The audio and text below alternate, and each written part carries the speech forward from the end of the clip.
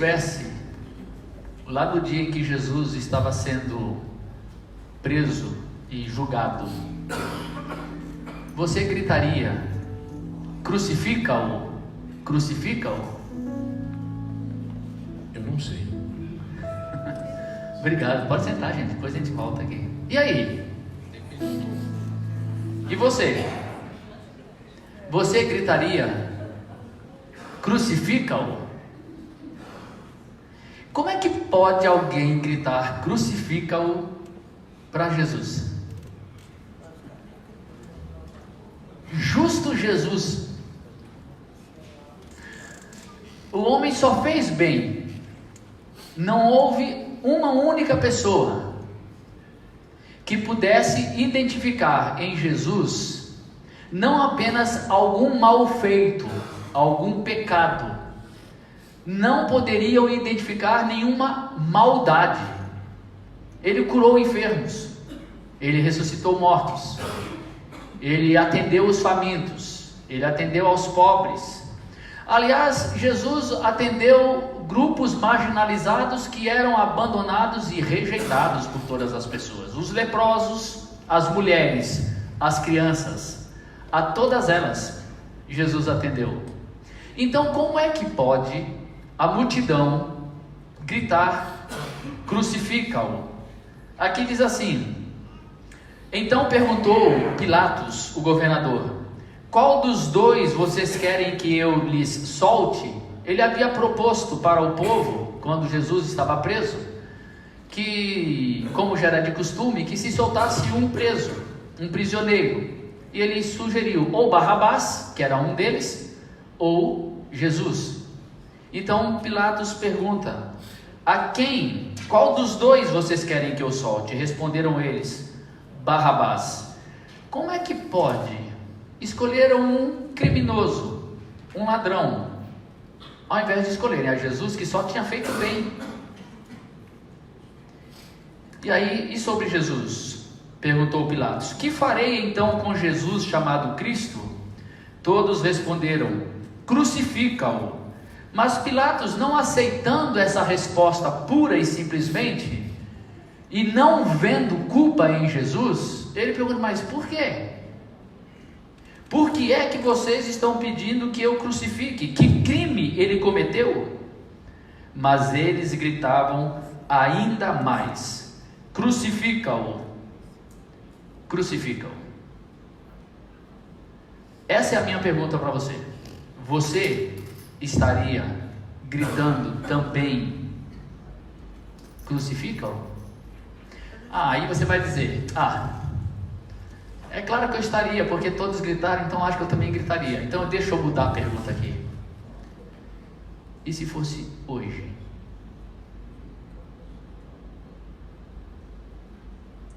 Se fosse hoje,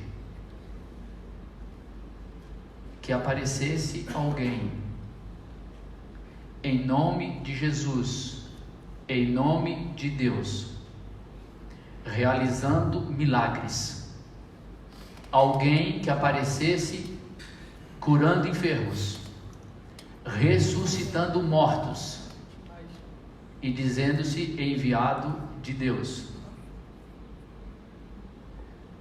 você negaria Jesus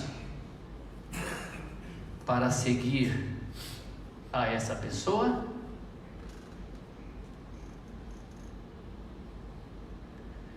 Você vai dizer assim: mas depois de cantar essa música, Tu és Senhor do Universo, depois de cantar todos esses cânticos que nós cantamos aqui, ora, eu estou aqui numa reunião em que se fala de Deus, de Jesus, de Evangelho, você acha mesmo que eu o negaria? Você acha mesmo que se tivesse que gritar de novo, agora, crucifica-o, eu gritaria? Eu acho que essa é uma pergunta que você e eu temos que responder hoje aqui. A gente gritaria? É bem possível que a maioria daqueles que estão hoje, nesse exato momento, enchendo as igrejas pelo Brasil inteiro, gritariam crucifica-o. É possível que alguns de nós aqui também gritariam crucifica-o, especialmente porque é bem fácil manipular multidões. Aqui estava os chefes dos sacerdotes, Mateus 27 que eu estou lendo. E o versículo anterior, quando Pilatos pergunta qual dos dois vocês querem que eu lhe solte, diz o verso 20: mas os chefes dos sacerdotes e os líderes religiosos convenceram a multidão a que pedisse Barrabás e mandasse executar a Jesus. Os líderes religiosos convenceram a multidão. A multidão é facilmente manipulada. E se nós fizermos parte de uma multidão de religiosos, se nós fizermos parte de uma multidão que estão enchendo as igrejas hoje, muito facilmente seremos manipulados para reconhecermos o anticristo como sendo o Cristo e negarmos o verdadeiro Cristo, porque nós seguiremos atrás de enganos e de falsidade. Ora, esse povo que gritou crucifica-o foi o mesmo que gritou Hosana nas maiores alturas, bendito que vem em nome do Senhor, glória nas maiores alturas. Quando Jesus entrou em Jerusalém para ser morto, ele foi recebido por uma multidão que estava em Jerusalém por causa das festas da Páscoa que iriam acontecer.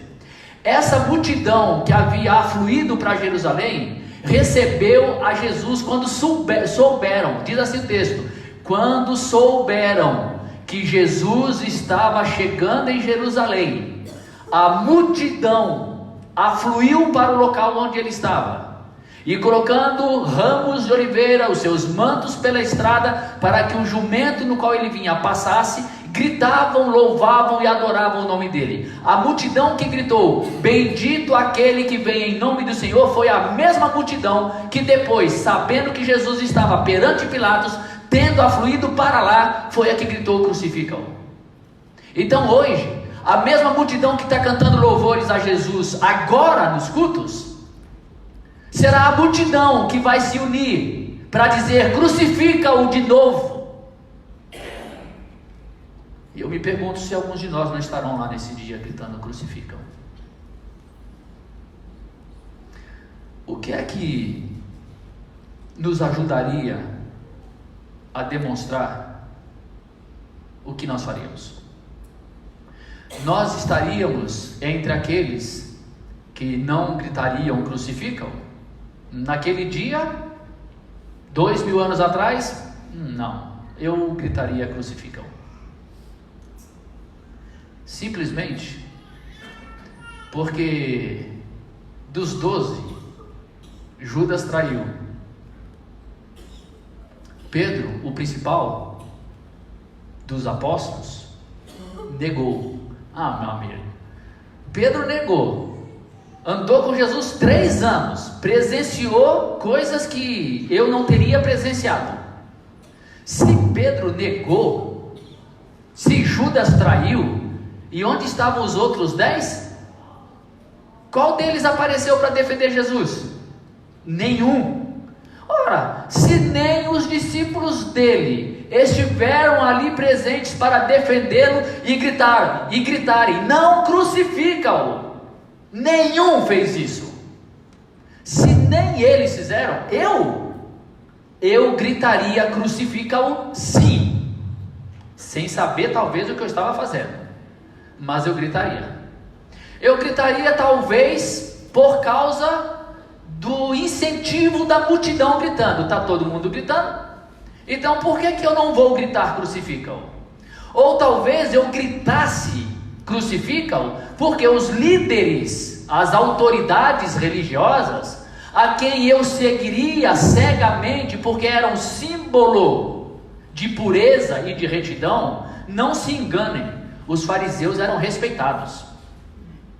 Os líderes judeus, especialmente os fariseus, os saduceus, eles eram respeitados como pessoas obedientes à lei, guardiães daquilo que era sagrado para Deus, para aqueles que quisessem seguir a Deus. Não se esqueçam da origem deles. O povo de Israel do Velho Testamento foi desobediente o tempo inteiro. E a desobediência do povo os levou para o cativeiro. Você não encontra fariseu no Velho Testamento. O fariseu só aparece no Novo. E de onde que eles nasceram? Eles nasceram da volta do povo, do exílio, por causa do fato de que Deus os mandou para lá como castigo pela desobediência. Então, quando eles voltaram com uma nova mentalidade. A mentalidade de obediência a esse Deus, o guardar a lei, o rever a lei. É aí que nasce o fariseu. O fariseu nasce do desejo de obediência irrestrita à lei de Deus. Por isso eles eram respeitados pelo povo. Por isso eles eram ouvidos. Por isso eles eram seguidos. Porque eles faziam de tudo para que as pessoas vissem o quanto santos eles eram, o quão consagrados eles eram, o quão retos eles eram. E os sacerdotes e os sumos sacerdotes, aqueles que sacrificavam a Deus no lugar do povo, representavam o povo perante Deus. Ora, se o sacerdote, o sumo sacerdote e os fariseus e os saduceus, as autoridades religiosas me dissessem: grita, crucifica-o, eu gritaria: crucificam. E olhem para o mundo religioso hoje, com os papas, os bispos, com os pastores, que exercem autoridade espiritual sobre os outros. Eles gritam aquilo que o líder religioso pedir para gritar.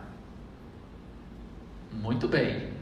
Mas aí você diz: desculpa, Dailton, eu não estou nessa não. Eu não caio nessa de ficar gritando o que o líder manda gritar. Então talvez fosse por uma outra razão. E essa sim é a mais importante. E essa sim é o que levou o povo a gritar. E essa é o que vai levar a maioria a gritar quando o anticristo chegar. E é o que levaria a maioria de nós gritarem hoje.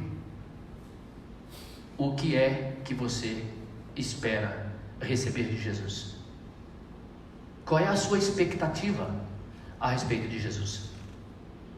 Foi por isso que eles gritaram, principalmente porque a expectativa que eles tinham de Jesus era errada, e Jesus frustrou a expectativa deles.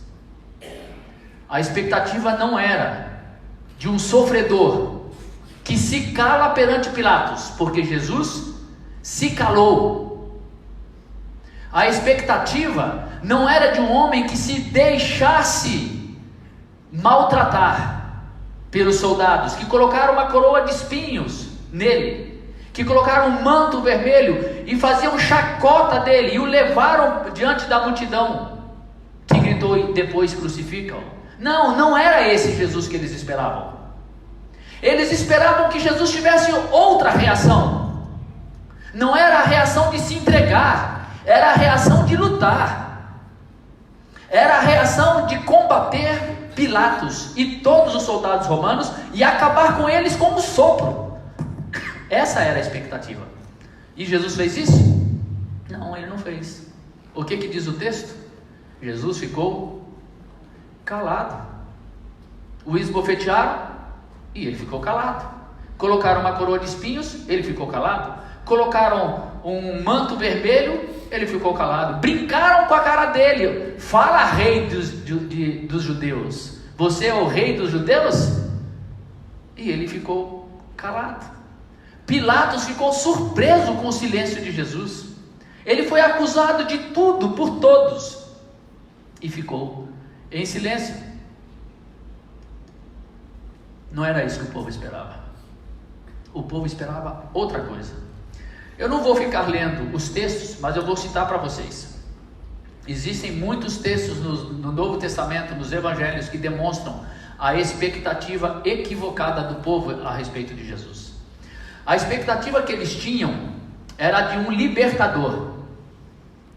Eles tinham a expectativa de um Messias, de um Cristo que viria para transformar a existência oprimida deles diante de todos os seus opressores naquele momento, os romanos, e que esse Messias iria colocar Israel como líder das nações. Todos os seus opressores seriam destruídos pelo Messias. De acordo com as profecias que começaram com Daniel, mas elas se desenvolveram especialmente naquilo que nós chamamos de período interbíblico, que vai de Malaquias a Mateus, 400 anos. Foram 400 anos que a gente chama de 400 anos de silêncio, porque não existiram profetas durante esse tempo. Nessa época, se desenvolveu a esperança messiânica dos judeus. Foi nesse período em que começou a se criar essa expectativa baseada nas profecias do Velho Testamento, as profecias de Daniel, as profecias de Isaías. Se você observar um texto muito conhecido por nós, Isaías capítulo 6, olha só o que diz a profecia. E baseado nessa profecia, olha o que o povo criou. Diz assim, ó.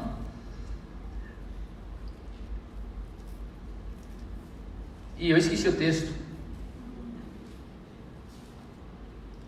Olha, eu já falei para vocês aqui que eu tomei um propósito de não guardar mais texto bíblico, né? Capítulo e versículo. Antigamente eu sabia tudo. Achei, é o 9. 9. Abrindo um parênteses. Eu resolvi há 10 anos atrás não saber mais capítulos e versículos, para não ficar nunca mais pensando em texto prova. Eu sei o que está escrito, quem escreveu e onde está, mas se você me perguntar qual é o capítulo e qual é o versículo, a maioria eu já não sei mais. Deu certo, mas me complica às vezes. Mas vamos lá. Olha só, capítulo 9. Olha o que diz aqui. O povo que caminhava em trevas viu uma grande luz. Sobre os que viviam na terra da sombra da morte raiou uma luz. Fizeste crescer a nação e aumentaste a sua alegria. Eles se alegram diante de ti como os que se regozijam na colheita, como os que exultam quando dividem os bens tomados na batalha. Pois tu destruíste o jugo que os oprimia, a canga que estava sobre os seus ombros e a vara de castigo do seu opressor, como no dia da derrota de Midian. Pois toda bota de guerreiro usada em combate e toda veste removida em sangue serão queimados como lenha no fogo. E por quê? Porque um menino nos nasceu, um filho nos foi dado, e o governo, olha só, o governo estará sobre os seus ombros. Ele será chamado Maravilhoso, Conselheiro, Deus Poderoso, Pai Eterno, Príncipe da Paz. Olha só o que diz o verso 7. Ele estenderá o seu domínio e haverá paz sem fim sobre o trono de Davi e sobre o seu reino, estabelecido e mantido com justiça e retidão desde agora e para sempre. Baseado nessa profecia e muitas outras parecidas com elas, o povo desenvolveu a esperança da chegada de um menino. Um menino nos nasceu. Ele vai nos livrar dos nossos opressores. Ele vai nos colocar como líderes das nações, porque ele vai estender o seu reinado. Ele vai dominar. E conforme muitas outras profecias, se estabeleceu algumas coisas. Primeiro, ele vai vir da tribo de Davi, da tribo de Judá, da família de Davi. Ele vai nascer em Belém. Ele vai ser poderosíssimo. Ele fará milagres como nunca ninguém fez. Ele ressuscitará mortos. Ele será poderosíssimo em palavras e atos. Aí nasce Jesus. Aí Jesus começa a pregar. Quando Jesus começa a pregar, olha o que diz, por exemplo, João sobre a pregação de Jesus e a confusão do povo. O povo fica pensando: será mesmo esse a quem nós deveríamos aguardar? Olha só, em verso 28, João 7. Vamos ler a partir do 25. Então alguns habitantes de Jerusalém começaram a perguntar, João 7, 25: não é este o homem que estão procurando matar? Aqui está ele, falando publicamente, e não lhe dizem uma palavra. Será que as autoridades chegaram à conclusão de que ele é realmente o Cristo? o Messias que eles estavam esperando. Será que eles concluíram que ele é o Messias? A população estava aguardando a chegada do Messias. Vocês se lembram o que André falou para Pedro? Achamos o Messias, achamos.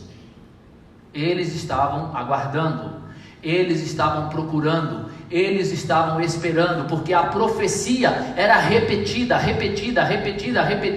exaustivamente. O Messias virá e ele vai nos livrar dos nossos opressores, ele vai nos dar riqueza, ele vai nos dar felicidade, ele vai transformar a nossa existência.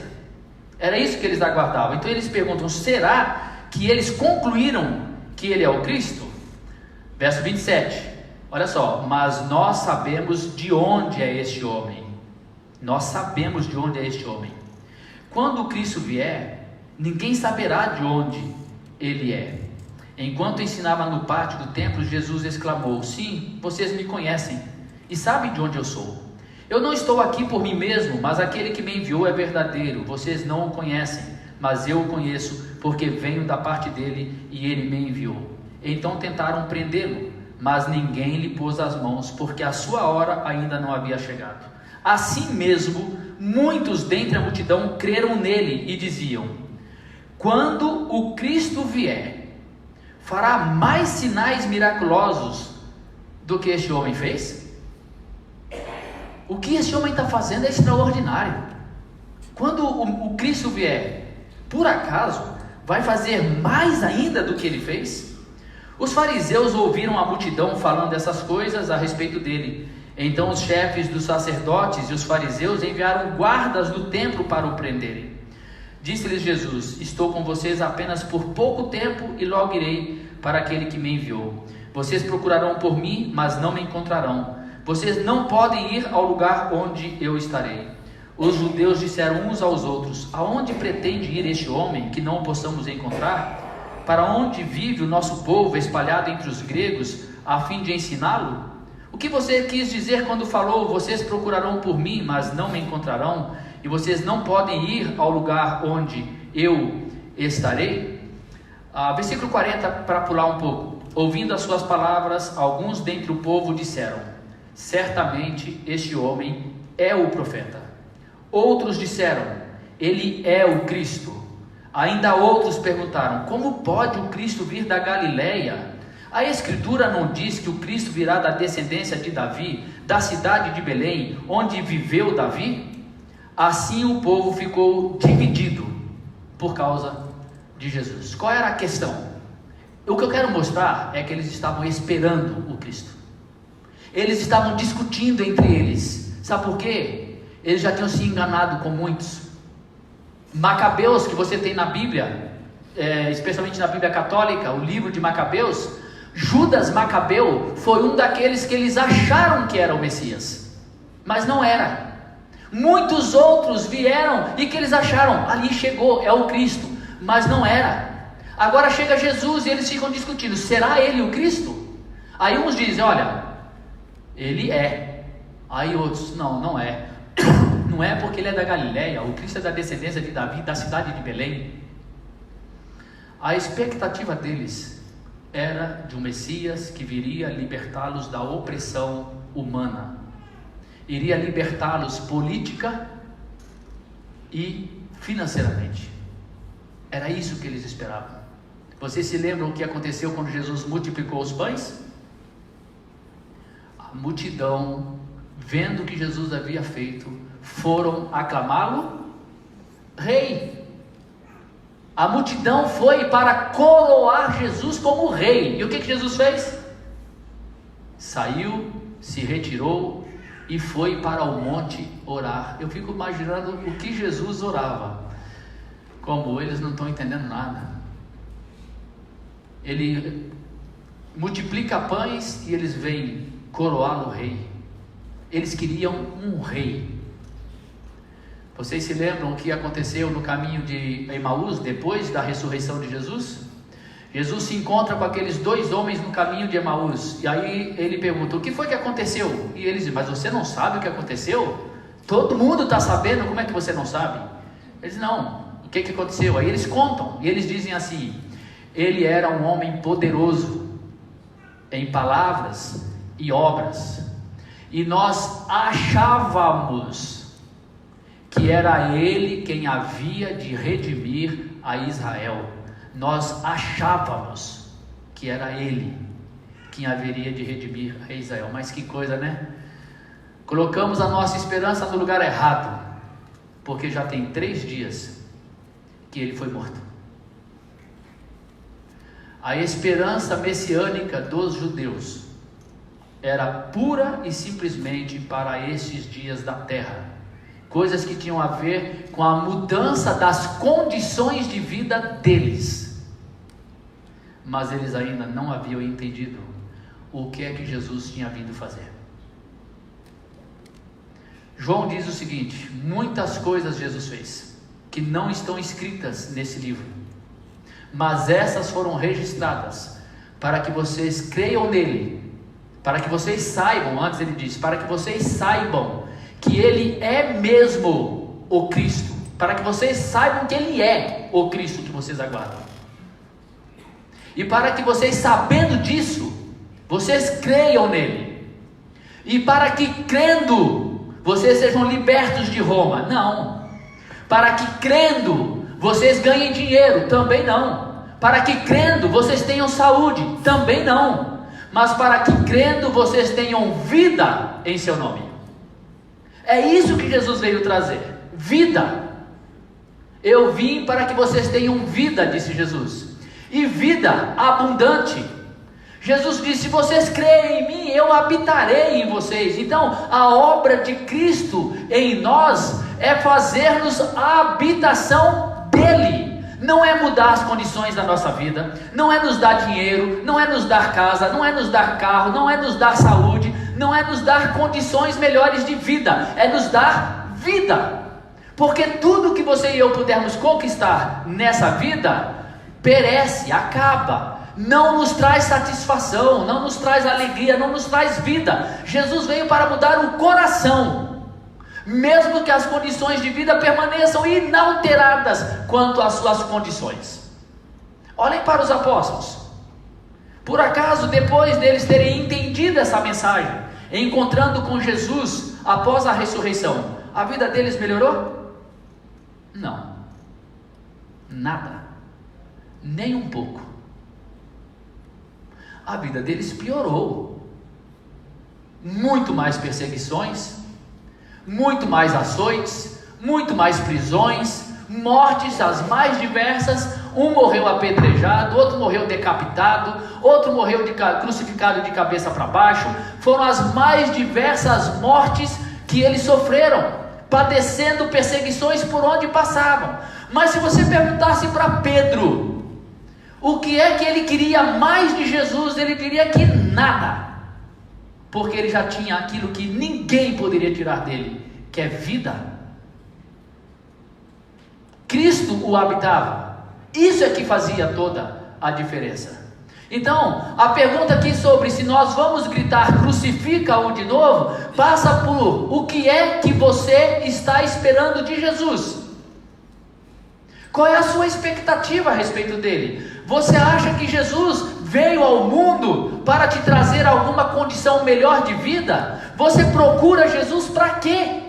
Você procura Jesus porque você quer ver se ele faz alguma coisa por você?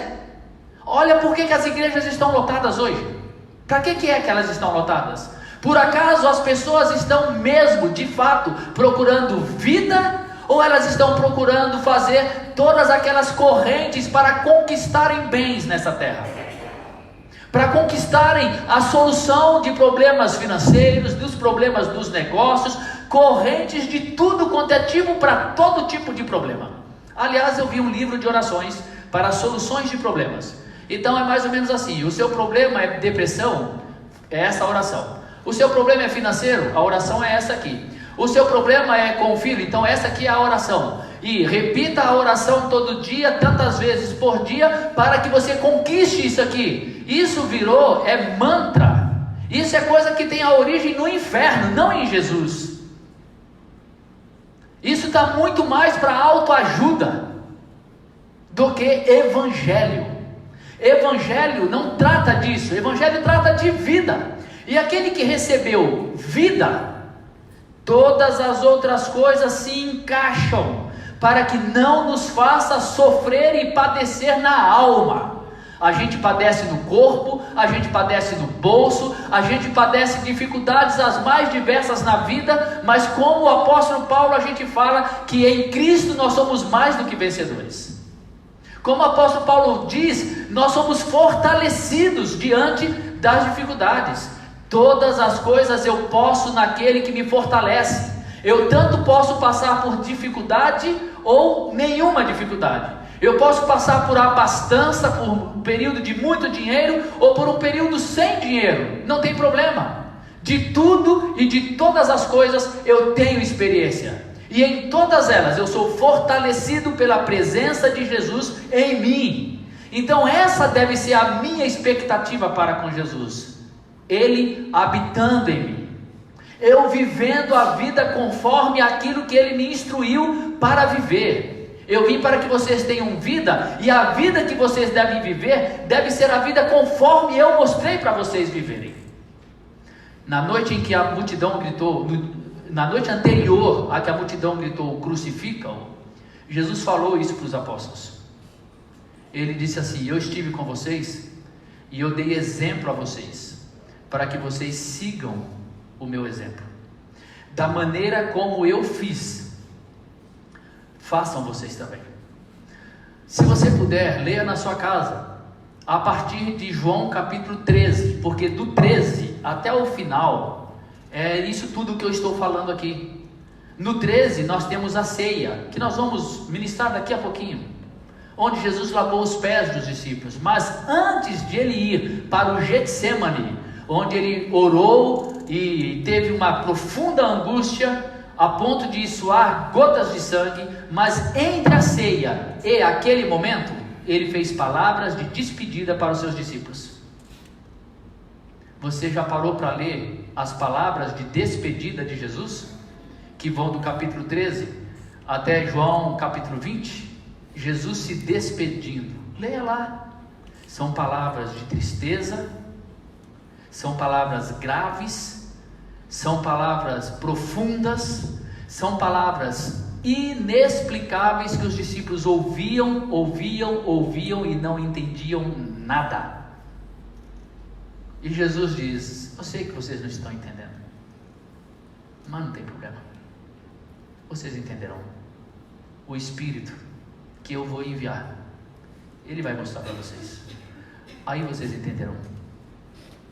Vocês agora estão tristes, mas haverá um dia em que vocês vão se alegrar. E fiquem tranquilos, porque eu vou para o Pai, mas eu mando o meu Espírito para ficar com vocês. E eu só estou indo temporariamente. Eu vou para preparar um lugar para vocês. E quando eu for, eu voltarei. E os discípulos olhavam um para o outro e diziam: não estou entendendo nada do que ele está falando. Até que Filipe pergunta: mestre, não estou entendendo nada, dá para o senhor explicar melhor o que o senhor está falando aí? E Jesus vai explicando. E dentre tudo que ele falou, ele diz: vivam como eu vivi. O que vocês viram em mim, pratiquem, porque é isso que vai lhes dar vida. E antes de sair para o monte para ser preso, ele fez uma das orações mais lindas que nós temos na Bíblia, que está no capítulo 17 de João, o que é chamada de a oração sacerdotal. E diz o texto que após fazer essa oração, ele foi para o monte do Getsemane, onde ele foi preso. E a oração dele foi por mim, foi por você que está sentado aqui, porque ele orou e disse assim: Pai, eu oro por eles. Eu oro por todos aqueles que virão a crer em mim. Todos os que virão a crer em mim. Eu oro, Pai, porque eles são teus. E o Senhor me deu eles. O Senhor me entregou eles. Então eu oro por eles. Livra-os do mal. Livra-os do inimigo. livra-os de tudo que possa destruir a alma, e habita neles, pois esta é a minha obra, que o Senhor habite neles, e que eu também habite neles, para que eles sejam um em nós. E ele diz: eu em ti, tu em mim, e nós dois neles. Aí depois ele diz: e eu vou enviar o Espírito. Essa é a única expectativa que vai nos livrar de gritar: crucifica-o no final. Essa é a única expectativa que vai permitir que venham todos os falsos profetas, porque vão surgir, e já tem surgido muitos. Essa é a única expectativa que nós podemos ter, que vai permitir que o dia da gravidade enorme desse ser, ou desses seres poderosos, em nome de Deus, realizando os feitos mais extraordinários para enganar, para ludibriar, oferecendo em nome de Deus tudo aquilo que o povo quer. Só aqueles que recebem a oração de Jesus, essa oração de Pai habita neles, é que não serão enganados, porque o que estiver neles é muito maior e mais poderoso do que o que estará fora. Qual é a tua expectativa em relação a Jesus? Você ainda está esperando que Ele te dê alguma coisa nessa terra? Para com isso. Você continua orando para que Deus te abençoe com coisas? Vamos parar com isso.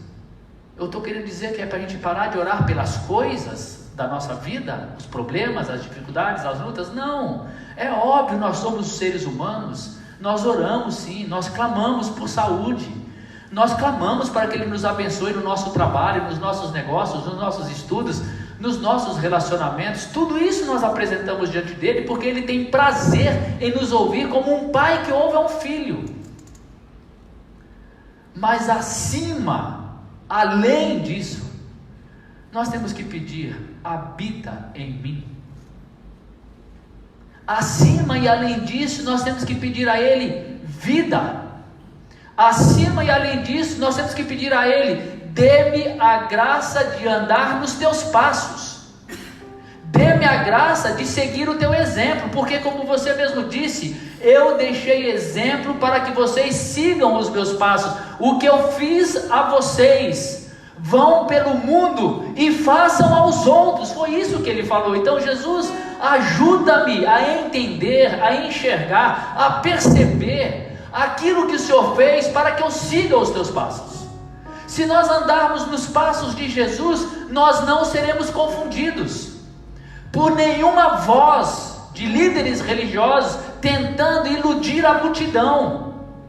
Nós não seremos enganados nem pelo anticristo, nem pelo falso profeta, e nem por milagre nenhum, porque não haverá milagre dessa terra que vai poder ser superior ao milagre da habitação de Deus em mim. Me diga, qual é o milagre que o anticristo poderá fazer para encher os seus olhos? Ressuscitar morto? Eu já fui ressuscitado com Cristo na eternidade. Eu estou ressuscitado com Ele. Eu já passei da morte para a vida. Há algum milagre que seja maior do que Deus me habitando? Não tem.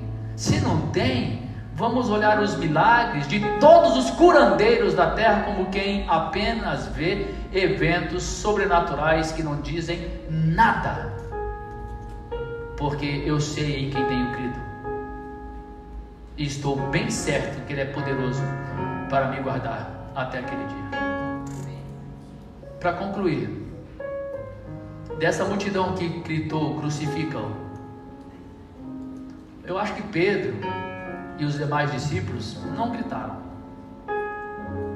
Talvez eles estivessem de longe, só ouvindo, envergonhados, talvez confusos, porque eles também esperavam que Jesus seria o libertador. Como que a gente sabe disso? Olha, Dois deles queriam ser o ministro-chefe da Casa Civil, ou secretário de governo, ou ministro das Finanças. Os irmãos Tiago e João. Quando tu assentares no teu reino, esse foi o pedido. E o pedido não foi feito por eles, foi feito pela mamãezinha deles. É mais ou menos assim: deixa eu garantir o lugar dos meus meninos no novo governo do rei de Israel. Antes que alguém peça, deixe-me pedir, porque quem melhor que João e Tiago? Pedro é um bobão. Não vou falar isso não. Deixa Pedro lá. Eu ia dizer que Pedro falava demais e falava besteira demais, mas vamos lá. Pedro não, tem que ser gente mais centrada, como Tiago e João. Mestre, quando tu sentares no teu trono, permita que o meu filho Tiago e o meu filho João, um fique à tua direita e outro fique à tua esquerda. Os outros ficaram putos, não porque eles acharam arrogância o pedido, mas foi assim: caraca, eu tinha que ter pedido primeiro. E começaram a discutir entre eles quem era o maior. A ideia é: o maior é o que vai assentar à direita e o que vai sentar à esquerda. Que papo é esse, Tiago e João? Sai pra lá, meu amigo, eu vim primeiro. A propósito, Pedro era o mais importante dentre eles, o que mais falava. Talvez achasse que ele era um lugar próprio para ele. Eles também tinham entendido errado. Eles não tinham entendido nada. De longe eles ouviram a multidão gritar: crucifica-o, e não levantaram a voz para se oporem. Aliás, vocês se lembram de Tomé? Quando disseram que Jesus havia se ressuscitado, o que ele falou mesmo? Eu só acredito se eu tocar na mão e no lado dele. Do contrário, não venham com esse papo furado pro meu lado. Porque já deu, gente. Será que vocês não perceberam que a gente foi enganado por 3 anos? Será que vocês não perceberam que a gente estava iludido por 3 anos? Ele morreu, se enxerga, ele morreu. Acabou, para com essa loucura, já era, eu não acredito. E Jesus apareceu no meio deles e só disse: Tomé, quer dizer então que você só crê se você visse? Então toque aqui na minha mão, toque aqui do meu lado e veja que sou eu. E Tomé fez uma das mais lindas declarações: Rei meu e Deus meu. Isso foi depois da ressurreição. Os discípulos pregaram, multidões creram. Quantos vocês acham das multidões que creram? Estavam ali muitos dos que tinham gritado crucifica-o. Todos? Uma grande parte, certamente, dos que gritaram crucifica-o creram depois. E Jesus os aceitou. Sabe por quê? É porque Jesus não ouve o crucifica-o. Jesus ouve almas amarguradas, almas atormentadas, almas perdidas, sem pastor. Ele ouve gente que não sabe o que está fazendo, que faz porque vai com a multidão, mas ele ama. Então, quando você peca, não pense que Jesus deixou de te amar. Ele sabe. Ele sabe. Ele sempre soube. Ele sempre saberá. E no final, quando você ouvir, ele só vai te fazer uma pergunta: você me ama? E ele fica feliz da vida só com um sim, eu te amo, sem nenhuma explicação de nada. Mesmo que você grite crucifica-o. Eu já gritei crucifica-o. Eu já o neguei muitas vezes, mas dele eu sempre ouço a mesma voz: nem eu te condeno, vai e não peques mais. Você me ama? Tá tudo certo. Que Deus nos dê a graça, meus irmãos, de termos Jesus como sendo para nós o maior bem, Ele próprio, e nenhum outro bem dessa terra seja colocado no lugar dele. Qual o cântico, meu amado? Não existe nada melhor do que ser amigo de Deus, caminhar seguro na luz, desfrutar do seu amor. Vamos ficar em pé? Ter a paz no coração, viver sempre em comunhão e assim perceber a grandeza do poder de Jesus, meu bom pastor. Não existe nada melhor. Não existe nada melhor do que ser amigo de Deus, caminhar seguro na luz, desfrutar do seu amor, ter a paz no coração, viver sempre em comunhão e assim perceber a grandeza do poder de Jesus,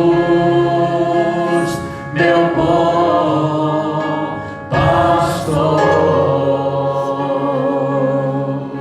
Vamos ministrar a ceia. Aqueles que puderem nos ajudar, desculpe, pode sentar-se. Eu estava esquecendo da ceia. Aqueles que puderem nos ajudar a distribuir, por favor, venham aqui à frente.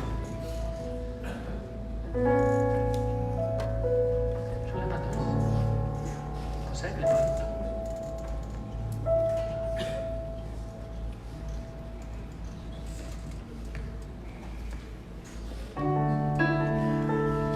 Ops.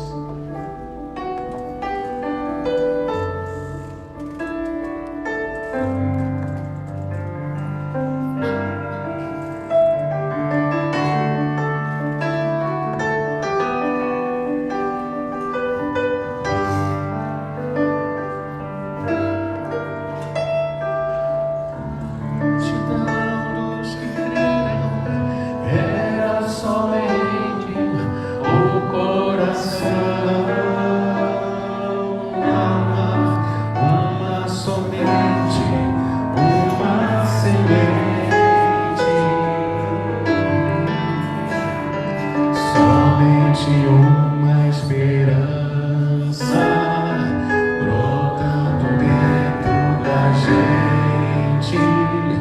Nosso era o pão cada dia, nosso era o vinho, santa folia. O que se parte, reparte a própria vida.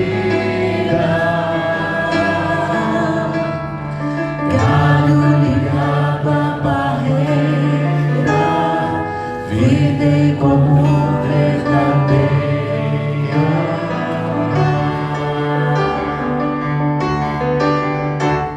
Sempre grande poder, curas, milagres de Deus. Sempre proclamação, Cristo Senhor ressurgiu. Na multidão dos que creram, era só o coração e alma, muita alegria, singela vida.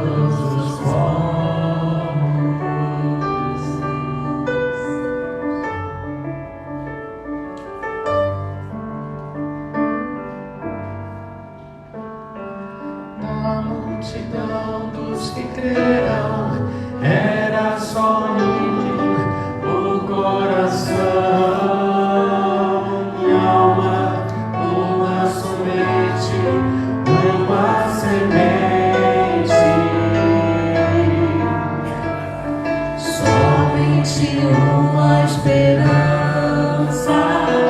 brotando dentro da gente.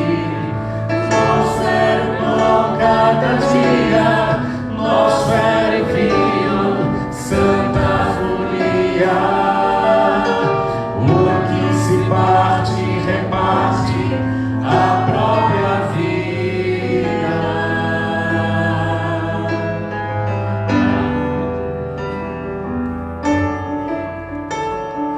Vida em comum verdadeira,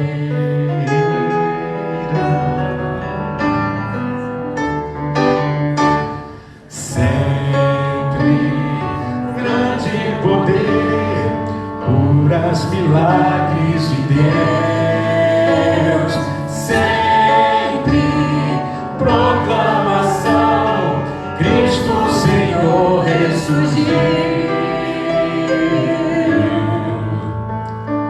Na multidão dos que creram, era só o coração e alma, muita alegria, singela vida. Na simpatia de todos, nasce a igreja de novo, povo de Deus salve-nos para todos os povos. Povo de Deus salve-nos para todos os povos. Todos receberam? Sim? Ok. Olha, entre nós, todos são convidados a participar. Ninguém que queira deve ficar de fora. A dignidade em participar está em reconhecer a indignidade de participar. Quem se acha digno, na verdade, é melhor não participar, porque esta é a indignidade. Mas pecado não torna ninguém indigno, porque aqui representados no pão e no vinho está o perdão para os pecados.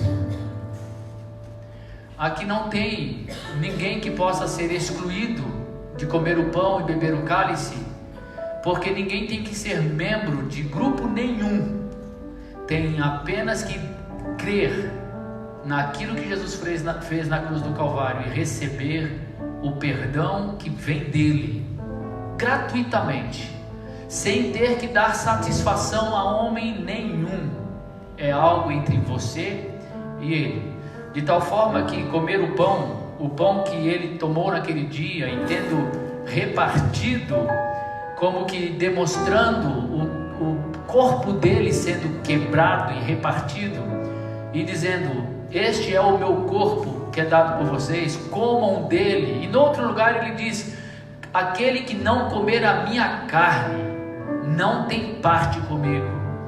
Nós comemos espiritualmente a carne de Cristo, nos alimentamos de Cristo, recebendo pela fé o perdão que vem pela morte dele na cruz. Porque quando o corpo, representado pelo pão, foi encravado, diz o apóstolo Paulo, que naquele momento, naquele lugar, foi encravado o nosso pecado. Foram encravados os nossos pecados, todos eles, a nossa dívida. E o sangue derramado é o sangue para a remissão, para a libertação, para o perdão dos pecados. Disse Jesus: este é o cálice da nova aliança no meu sangue, sangue que é derramado em favor de muitos para o perdão de pecados. Bebam dele todos. Então, se você recebe pela fé o perdão, e se você pela fé diz: eu quero me alimentar de Cristo, eu quero receber Cristo, eu quero andar com Cristo, eu quero andar no exemplo de Cristo, então você é convidado a participar. Vamos comer o pão e beber o cálice.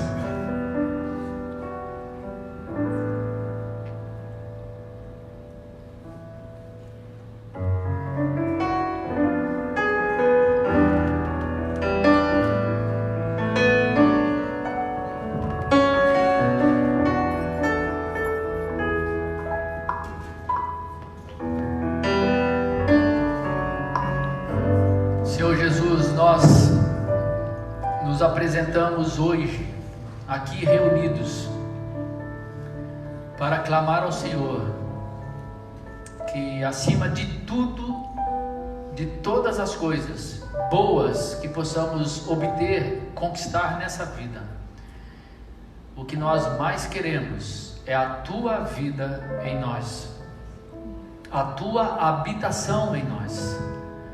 O que nós queremos é seguir os Teus passos, seguir o Teu exemplo e vivermos em amor, servindo uns aos outros, conforme o Senhor nos demonstrou. Obrigado pelo Teu corpo que foi crucificado em nosso lugar. Obrigado pelo Teu sangue derramado naquela cruz.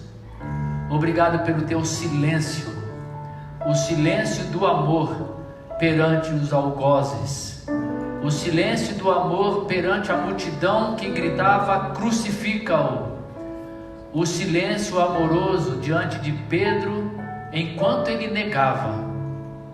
E muito além disso, obrigado pelas Tuas palavras tão simples e claras, sempre nos perguntando se nós o amamos. E nós dizemos: sim, Jesus, nós Te amamos, apesar de negarmos, apesar de gritarmos crucifica-o, apesar de todas as quedas, deslizes, lutas, problemas, erros cometidos. Sim, nós Te amamos. Tu és o nosso Deus e o nosso Rei, o Rei da nossa vida, e não haverá nenhum rei nessa terra, nenhum líder religioso, nenhum líder de nação qualquer que possa sobrepor-se à Tua autoridade sobre nós, porque diante de Ti nós nos prostramos e entregamos a nossa vida como o nosso Rei. Amém e amém. Boa semana, meus irmãos.